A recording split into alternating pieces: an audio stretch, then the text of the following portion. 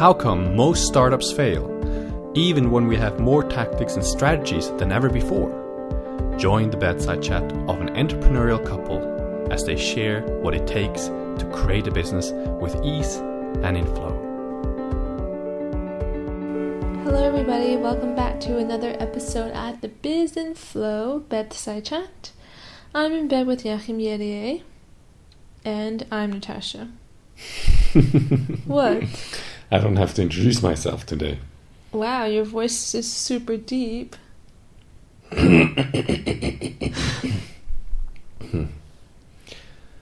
Oh yeah, so sexy. Alright, it's not that kind of podcast, so you can stop that. So, you really wanted to share something today. What is that? Is that right? I want to share something? I think you're just trying to push it on me. Like I usually push it on you. Do the work, Jachym. Alright. Well, what I wanted to talk about today was about something I learned from stretching. And it has to do with business. Ooh. Stretching as in, flexibility. Yes, with your body. And what I realized is that in order to make progress with flexibility, for example, yes, you have to take action, as in you have to actually do it.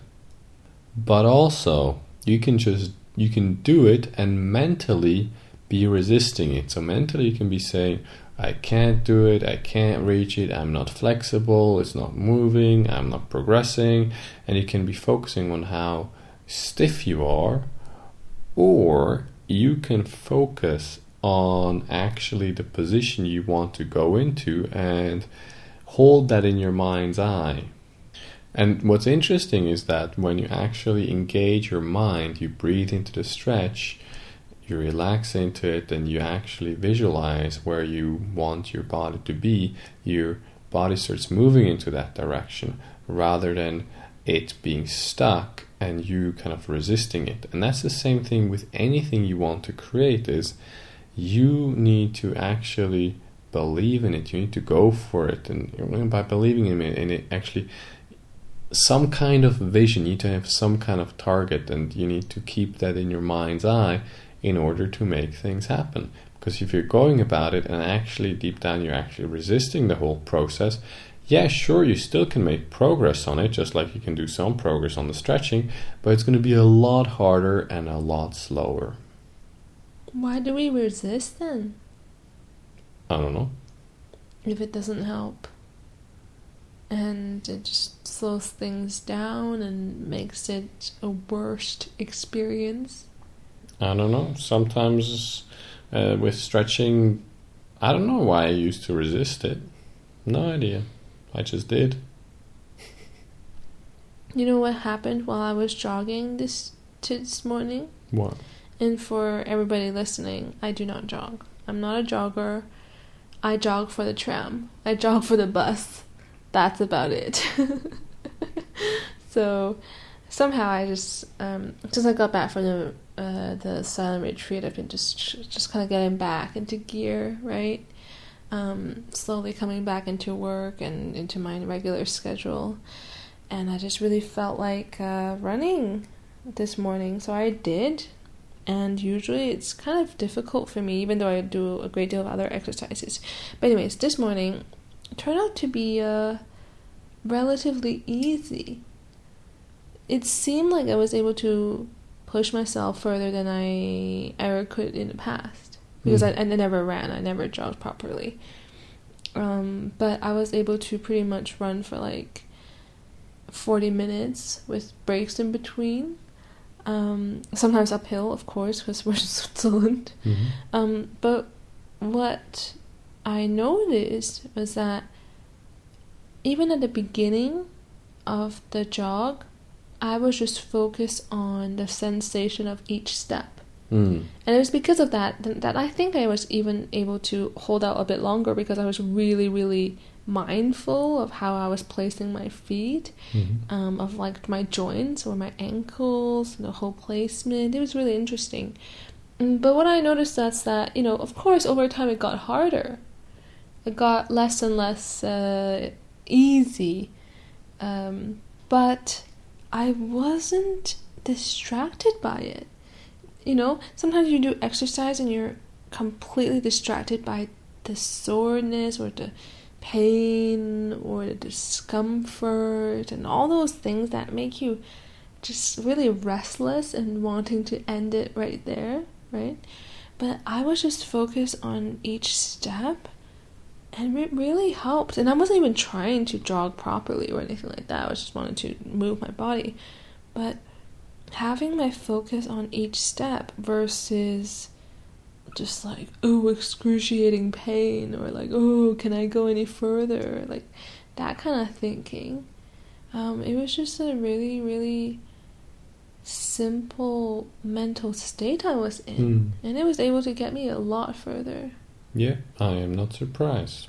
And so for the listener, I encourage you to actually inquire and pay attention of where you are holding yourself back. Where are you telling yourself certain stories about what you can and what you can't do? And some of those stories might have become so familiar that you have just accepted it as reality, even though there is no reality to them besides them just being a story in your head. Because those boundaries that you perceive, they seem real to you.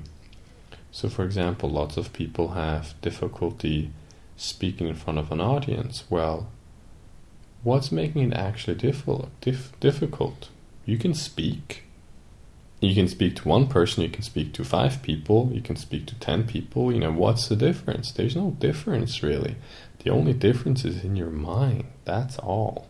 And start paying attention of where you are actually going against yourself in your head, against your actions, where you're doing one action, but actually the mind is telling you another thing, and by that you kind of ending up in conflict and, you know, putting yourself into a knot rather than moving forward. Because if you want to really move forward and to make things happen, or, you know, go for your goals, it's hard to do that if you're all tied up in knots. What do you mean by tied up in knots? So that's what I explained.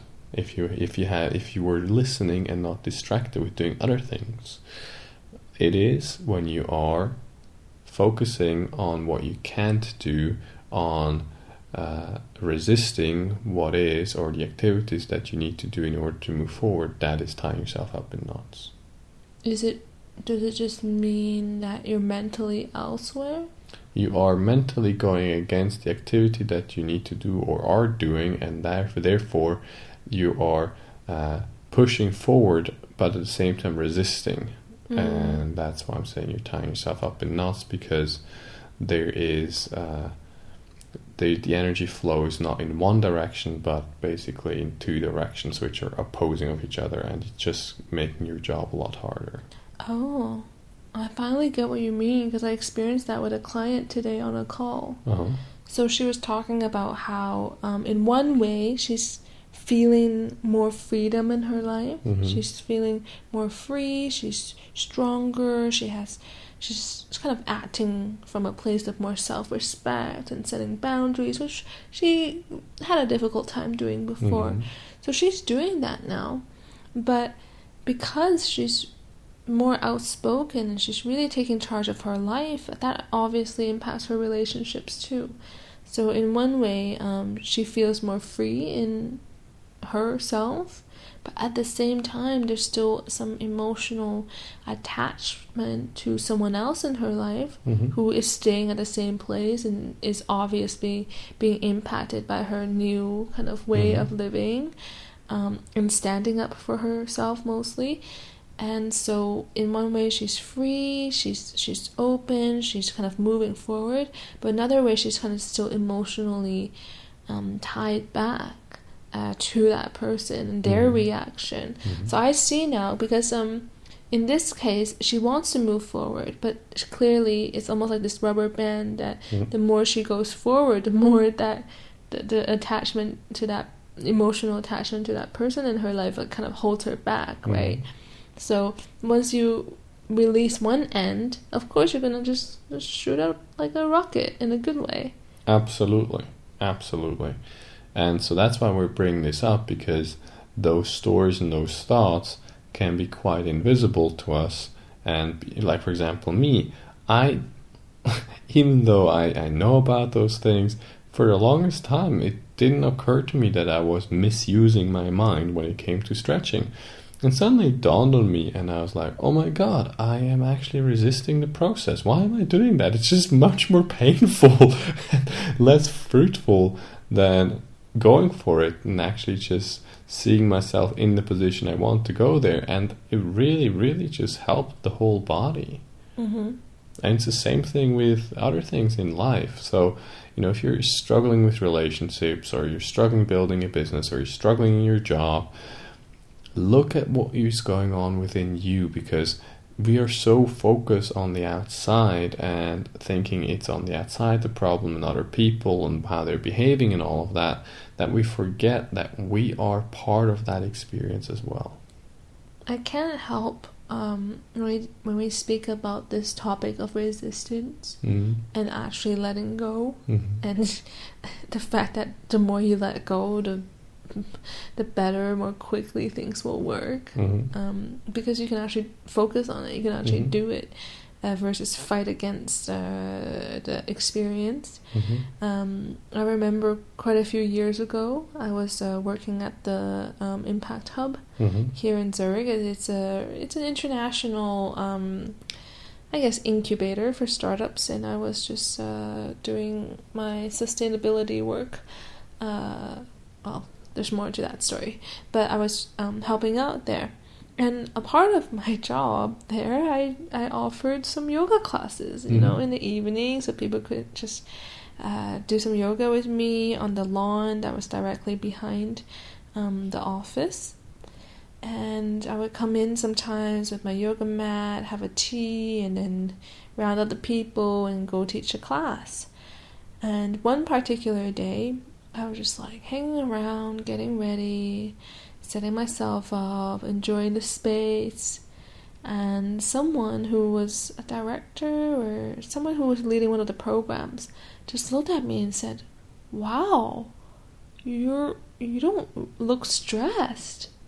And I just looked at her like, "Yeah, why should I be?" It was just so hilarious because, in this setting of like, all startups and everyone's hustling, and she's just like, she didn't even say, "Oh, you look really calm and like nice and like peaceful." She was just like, "You're not stressed? Like what's wrong with you?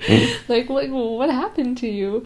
And I thought that was just so funny because the way she said that, it really seemed like I had like, I don't know, 5 heads on my shoulders, because that was so not normal. It was expected that everyone's running around like a chicken with their heads cut off.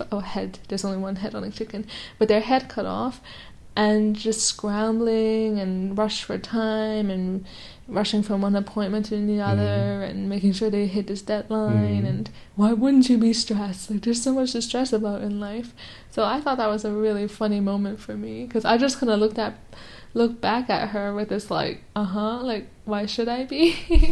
Just like separate worlds, man. But this is that's just another layer, a different layer, where you believe that you have to be, for example, something like stressed in order to move forward, or that it is a natural thing to have or be in when you do certain activities like building a business or working in a job. And that's just simply not true. It is completely made up. It's a fantasy. People just don't see it as a fantasy because it's become normal and a culture, but it's not true. And I love how you pointed that out. And to kind of illustrate the point as well, there has been done this study with monkeys where you have a group of monkeys, and in the middle of the room you have a pole, and on that pole you put a banana. And every time someone tries, a monkey tries to climb up that pole, you spray everyone else with cold water. And soon enough, the whole group starts pulling the monkey down that wants to go and get the banana. Now here's the funny thing. You start exchanging one monkey after the other. So a new monkey comes in, one of the old group goes out, the new monkey tries to go and climb up the pole, and the group pulls him down, right? And then you keep exchanging monkeys till at some point you have all new monkeys that never experienced the cold water, and yet they're still pulling down the monkeys that are coming in because it's become the norm. And so when it comes, for example, to corporate structure, when it comes to entrepreneurship, there's certain cultures that just have taken hold without rhyme or reason, just because that's the way it's done. Yeah, we're conditioned, we think that's normal, we Yeah. don't question it. Yeah. And so look at where you have beliefs of how things are supposed to be, or how things are supposed to be hard, and all of that. Really look at that. I can just recommend to question everything. Everything? Everything. Even question what we are saying. Oh, yeah. Because maybe you're ready to implement it, or maybe you're not. Mm-hmm. And I think what you're saying here is super valuable, because no matter where you are working, there is a space for entrepreneurship.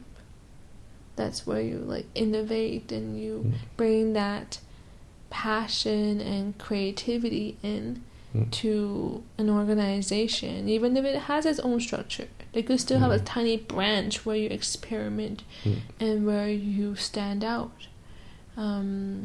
If we have time here, then I want to share a little bit about one of my first internships I did. I don't know. I think I'm a very proactive person. Especially when I'm on the job. Like, if you give me 8 hours and I only have 6 hours of work to do, yes, sure, I can take a 1 hour lunch break, but I'm not going to sit around for 1 hour and surf the web on nonsense. You know, so what I did was I would look up new projects. I would research like business opportunity for the company.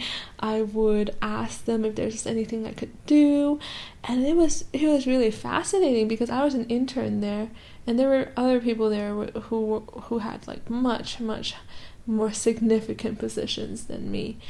And I would like see them twiddle their thumbs and be like, why in the world would they ever want to do that? Because time would pass by so slowly if you're meant to work and you're just trying to look busy. And at some point, the co-owners, the founders of this company, they had their annual retreat, pretty much of the leadership team. And during their walk, and of course they're really brilliant people, so they took it out of office. Good idea, right? And then they had a conversation, and they just were talking between themselves, and they said, well, reflecting on the year and everything like that, and they're like, how come Natasha is always busy? Like, even though, you know, there are certain people within the team, you know, because it's a firm where you get more work and sometimes less. It's like, but how come some people just like don't seem to have that kind of, not attitude, but like output? Like, why isn't everyone performing like Natasha? And they really thought about it. It's like, why is she busy? What is she doing? And they realized that whenever I have free time, or the task given I've finished, which sometimes is rare too, but I would create like new projects for myself. I would look at what's missing within the company, and I would start on it. I would research on it. I would ask them about it. I would then I would just create my own project. It'd be my pet project, and whenever I ran out of things to do, I would to go do that. And I think that's also kind of like that. What do you call it? At Google, they have that time where, you know, you can work on whatever it is that you want, right? And if it becomes something, then you can pitch it and things like that, and then put more resources towards it. But that's the whole thing. Like, if you give yourself not the stress, right, but the space and the time to just let yourself solve the problems, you'll come up with lots of solutions that maybe management didn't tell you, that you just come up with yourself. And it's not from resisting, and it's just from you being you. Absolutely. And in my case, I had the story of I need to be productive when I'm at some place and I need to work, and I would see social time as a waste of time, and I would just try to just do work. And actually, I realized that's actually not as useful as also cultivating those kind of relationships, because that's where actually lots of creativity can come from. So you can see from our stories and what we have been talking about that our stories in our head really impact us, how we're interacting with the world. And we have taken on beliefs and stories that we just take as true, but are actually not true. They're made up. And you have the power to investigate them. You can step out of this push and pull. You can step out of certain stories that are just simply not useful because high performance is not in a stressful place. And you can really dig deeper into yourself and reflect off where you are actually at with yourself and what your mind is telling you. Yeah, this is pretty much the lesson of this episode. I know that it can be a super trap. I've been there myself, that you try to like frown when you look at your computer, so you look like you're extra concentrating, or you're like clicking frantically, or breathing hard.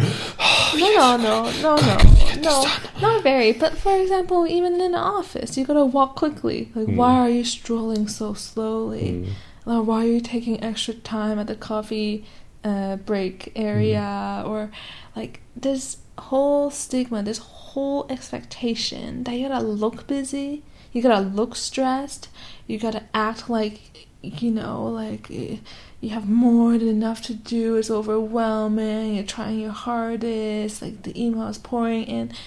I mean, do we really need to take that on? Because I know that I saw that culture and I was like, oh yeah, time for me to act that way too. Like, yeah, I'm so busy and all, you know. Do we really need that to perform well, to do well, to be creative, to bring new solutions in? Come on, guys. Right? Yep.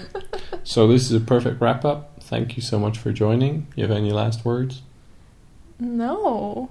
Perfect. Good night. Good night, everybody, and we'll talk to you tomorrow. Bye. Good night.